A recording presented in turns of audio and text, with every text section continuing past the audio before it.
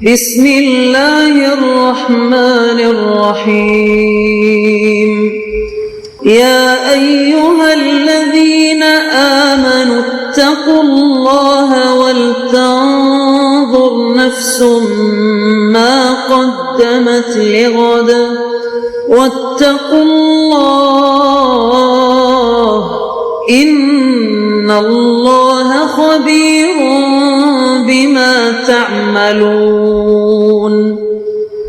اے ایمان والو، اللہ سے ڈرتے رہو اور ہر شخص کو دیکھنا چاہیے کہ اس نے کل یعنی آخرت کے لیے کیا سامان بھیجا ہے، اور ہم پھر کہتے ہیں کہ اللہ سے ڈرتے رہو، بے شک اللہ تمہارے سب اعمال سے خبردار ہے۔ بسم اللہ الرحمن الرحیم، الحمد للہ رب العالمین، والصلاة والسلام على اشرف الانبیاء والمرسلین وعلى آلہ واصحابہ اجمعین ومن تبعہم بإحسان الى یوم الدین۔ قابل صد احترام حضرات شائقین و شائقات سچا پیغام، السلام علیکم ورحمۃ اللہ وبرکاتہ۔ آج کی محفل میراث النبی کے نورانی پروگرام میں آپ کا استقبال ہے۔ اہلا و سہلا مرحبا۔ ہم آپ تمام حضرات و مستورات کا خیر مقدم کرتے ہیں۔ محترم حضرات و خواتین، تعلیم کا آغاز ہو رہا ہے۔ سب سے پہلے آداب تعلیم کا لحاظ کرتے ہوئے تعلیم کی طرف متوجہ ہو جائیں۔ پورے دھیان سے سننا، عمل کی نیت سے سننا اور تبلیغ کی نیت سے سننا، یعنی سنی ہوئی باتیں دوسروں تک پہنچانے کے جذبے سے سننا۔ چند خاص آداب تعلیم ہیں، امید ہے کہ آپ حضرات ان آداب کا ضرور خیال رکھیں گے۔ جزاکم اللہ۔ بسم اللہ الرحمن الرحیم۔ حضرت عبداللہ ابن عمر رضی اللہ عنہما سے روایت ہے کہ رسول اللہ صلی اللہ علیہ وسلم نے بیان فرمایا، قیامت کے دن اللہ تعالی میری امت میں سے ایک آدمی کو ساری امت کے روبرو الگ نکال لے گا اور اس کے سامنے 99 دفتر کھول دیے جائیں گے، جن میں ہر دفتر کی لمبائی گویا حد نظر تک ہوگی۔ یہ دفتر اس کے اعمال نامے ہوں گے۔ پھر اس سے فرمایا جائے گا، تیرے جو اعمال ان دفتروں میں لکھے ہوئے ہیں، کیا ان میں سے کسی کا تجھے انکار ہے؟ کیا تیرے اعمال کی نگرانی کرنے والے اور لکھنے والے میرے فرشتوں نے تجھ پر ظلم کیا ہے اور غلط طور پر کوئی گناہ تیرے اعمال میں لکھ دیا گیا ہے؟ وہ عرض کرے گا، نہیں اے پروردگار، مجھ پر کسی نے ظلم نہیں کیا ہے، بلکہ یہ سب میرے کیے ہوئے اعمال ہیں۔ اللہ تعالیٰ فرمائے گا، تو کیا تیرے پاس کوئی عذر ہے؟ وہ عرض کرے گا، اے اللہ، میرے پاس کوئی عذر بھی نہیں ہے۔ یہاں تک کہ سوال اور جواب سے خود اس آدمی کو اور دوسرے لوگوں کو بھی خیال ہوگا کہ بندہ اب اللہ تعالیٰ کی پکڑ اور عذاب سے کہاں بچ سکے گا۔ لیکن ارحم الراحمین کی رحمت کا اس طرح ظہور ہوگا کہ اللہ تعالیٰ اس آدمی سے فرمائیں گے، ہاں ہمارے پاس تیری یہ خاص نیکی بھی ہے اور آج تیرے ساتھ کوئی ظلم نہیں ہوگا اور اس نیکی کے فائدے سے تجھے محروم نہیں کیا جائے گا۔ یہ فرما کر کاغذ کا ایک پرزہ نکال دیا جائے گا، اس میں لکھا ہوگا، اشہد ان لا الہ الا اللہ واشہد ان محمدا عبدہ ورسولہ۔ اور اس بندے سے کہا جائے گا کہ اپنے اعمال کے وزن کے پاس حاضر ہو جا، یعنی چل کر اپنے سامنے وزن کرا لے۔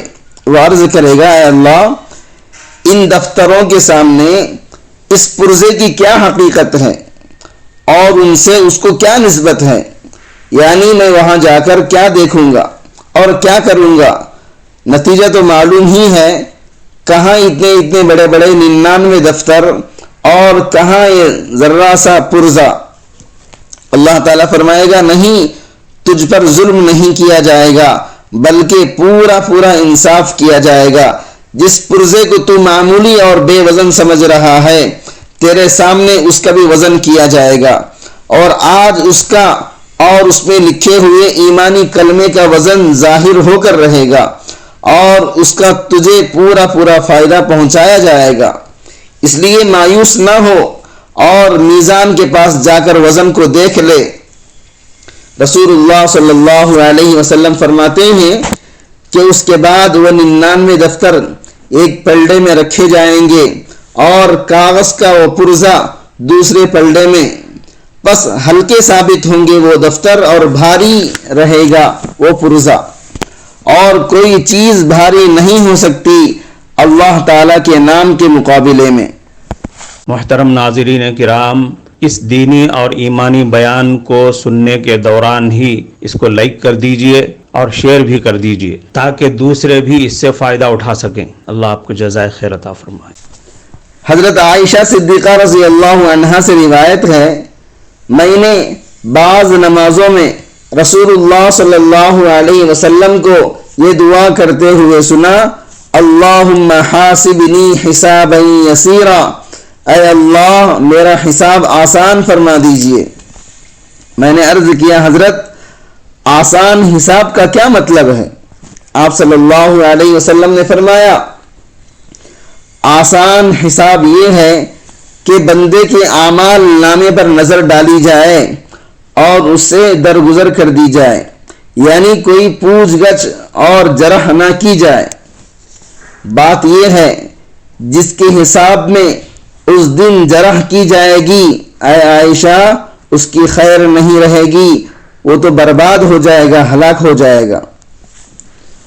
حضرت ابو سعید خدری رضی اللہ عنہ سے روایت ہے، وہ رسول اللہ صلی اللہ علیہ وسلم کی خدمت میں حاضر ہوئے اور عرض کیا کہ مجھے بتائیے کہ قیامت کے دن جس کے متعلق فرمایا گیا ہے کہ اس دن لوگ کھڑے ہوں گے رب العالمین کے حضور میں، تو اس دن کس کو کھڑے رہنے کی طاقت اور قدرت ہوگی، اور کون اس پورے دن کھڑا رہ سکے گا جس کے متعلق قرآن مجید اور احادیث میں یہ معلوم ہوتا ہے وہ دن 50,000 سال کے برابر ہوگا۔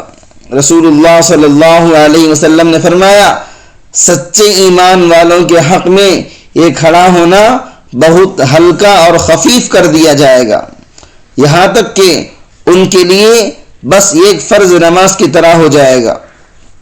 رسول اللہ صلی اللہ علیہ وسلم نے اس حدیث میں حضرت ابو سعید خدری رضی اللہ عنہ کو جو جواب دیا اس کا اشارہ قرآن مجید میں بھی موجود ہے۔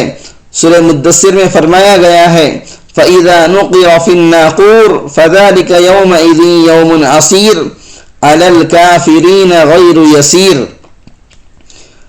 تو جب سور پھونک دیا جائے گا تو وہ دن بڑا سخت ہوگا، ایمان نہ لانے والوں کے لیے آسان نہیں ہوگا۔ اس سے معلوم ہوتا ہے کہ یہ سخت اور بھاری دن ایمان والوں کے حق میں سخت اور بھاری نہیں ہوگا بلکہ آسان اور ہلکا کر دیا جائے گا۔ حضرت اسماء بنت یزید رضی اللہ عنہا سے روایت ہے کہ رسول اللہ صلی اللہ علیہ وسلم نے ارشاد فرمایا کہ قیامت کے دن سب لوگ زندہ کیے جانے کے بعد ایک وسیع اور ہموار میدان میں جمع کیے جائیں گے، یعنی سب میدان حشر میں جمع ہو جائیں گے۔ پھر اللہ تعالیٰ کا منادی پکارے گا کہ کہاں ہیں وہ بندے جن کے پہلو راتوں کو بستروں سے الگ رہتے تھے، یعنی اپنے بستر چھوڑ کر جو راتوں کو تہجد پڑھا کرتے تھے، بس وہ اس پکار پر کھڑے ہو جائیں گے اور ان کی تعداد زیادہ نہیں ہوگی۔ پھر وہ اللہ تعالیٰ کے حکم سے بغیر حساب کتاب کے جنت میں چلے جائیں گے۔ اس کے بعد باقی تمام لوگوں کے لیے حکم ہوگا کہ وہ حساب کے لیے حاضر ہو جائیں۔ حضرت انس رضی اللہ عنہ سے روایت ہے، وہ کہتے ہیں کہ رسول اللہ صلی اللہ علیہ وسلم نے فرمایا، اس درمیان کے میں جنت میں چلا جا رہا تھا، میرا گزر ایک عجیب و غریب نہر پر ہوا، اس کے دونوں جانب در مجوف سے یعنی اندر سے خالی کیے ہوئے موتیوں سے تیار کیے ہوئے قبے تھے۔ میں نے جبریل سے پوچھا یہ کیا ہے؟ جبریل نے بتایا یہ وہ کوثر ہے جو آپ کے رب نے آپ کو عطا فرمایا ہے۔ میں نے دیکھا کہ اس کی مٹی جو اس کی تہ میں تھی وہ نہایت مہکنے والے مشک کی طرح خوشبودار تھی۔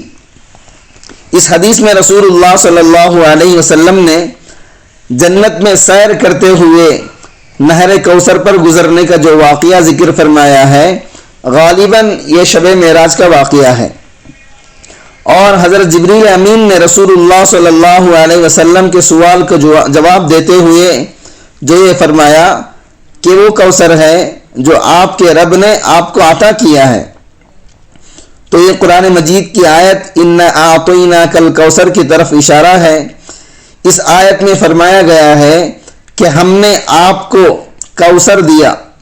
کوثر کے اصل معنی خیر کثیر کے آتے ہیں، اور اللہ تعالیٰ نے رسول اللہ صلی اللہ علیہ وسلم کو خیر کے جو خزانے عطا کیے ہیں، مثلا قرآن اور شریعت، اعلیٰ روحانی صفات اور دنیا اور آخرت میں آپ کی رفعت شان وغیرہ، سو یہ سب بھی کوثر کے عموم میں اگرچہ داخل ہیں، لیکن جنت کی یہ نہر اور اس سے متعلق وہ حوض جو میدان حشر میں ہوگا، جس سے اللہ تعالیٰ کے بے شمار بندے سیراب ہوں گے، لفظ کوثر کا خاص مصداق ہیں۔